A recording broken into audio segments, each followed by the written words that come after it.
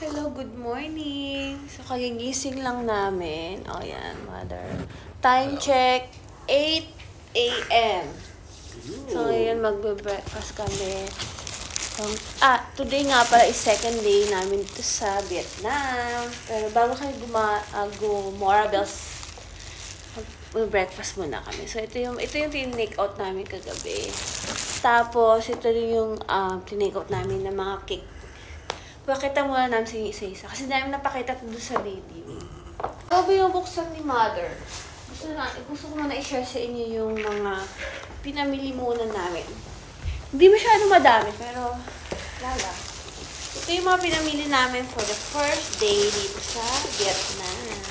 Gamit po. Kaya lang naiinis kami kasi mali yung nabili na. Yung una namin napuntahan, bili agad. Yung pala, meron palang mas mura na place. So, ito yung una ko nabili.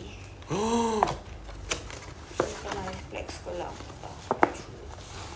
Yan. 50 dong. 50 dong. Ito naman, yung isa sa akin, ito sa ate ko. Sa lubong.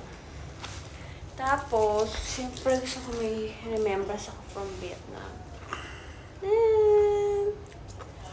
Magkano to?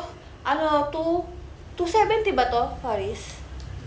270 dong. Dong. 270 dong, pero doon sa ibang shop, 200 lang to. Nabili na namin. Tapos ito yung kay Faris. Pagkantos naman. Yun yung sa akin, ito yung kay Faris. Pero sayang talaga, doon sa ibang shop, 200 dong lang to. Pero maganda naman yung print. Tapos, bumili rin ako ng ganito, yung para sa ref. Bibigay ko to sa aking boss na mabait. So, yun lang. Si Mother, ano nyo nga? T-shirt din ba? Ito naman yung kay Mother. Bumili kami tiki-tiki sa t-shirt para remembrance lang from Vietnam. Ito nga pa yung mga cake. So, chocolate. Sige, Mother, ano Mango mo? mimosa. Oh, mango mimosa. Ito, nuts. Mga nuts yan. Tapos ito, berry. Oh, yan. Magkano isa nito? Ha? Magkano isa nito? Parang pumapatak na 59. 59 dong? Dong. 59,000 dong. 59,000 dong. Okay, so, let's eat. Tapos, may sasabihin pa si Dudong.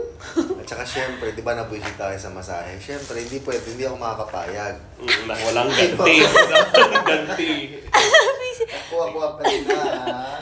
Ayun nga, parang sobrang buwisit niya doon sa nagmamasahe dahil nga doon sa tip-tip na sila gusto nila mag-desisyon kung magkano namin ibigay.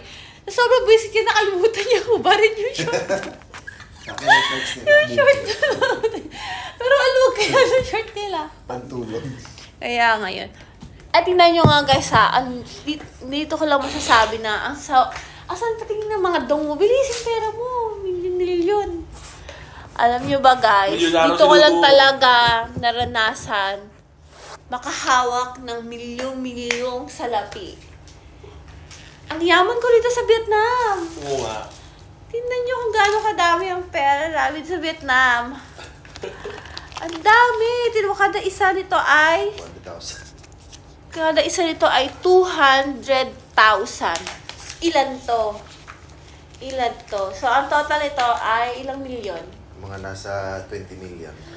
20 million, guys. Milyonarya ka na, girl. Yaman ko dito, guys. Ma! Ito na. Hawak na ako ng milyon. Makakabili na ako ng house and lot, business. Pwede na ako mag-franchise ng Jollibee. Diba? Yaman, no? Milyon, no? So, pag lang ako ng mga friends ko, nakaka na ba ng milyon? Yes, 20 million. Saan ng Vietnam? Kami milyon. Mas matindi pag sa Indonesia. So, yun. Breakfast na muna kami, tapos gagayak at gagala ulit maghapon. So, update ulit mamaya.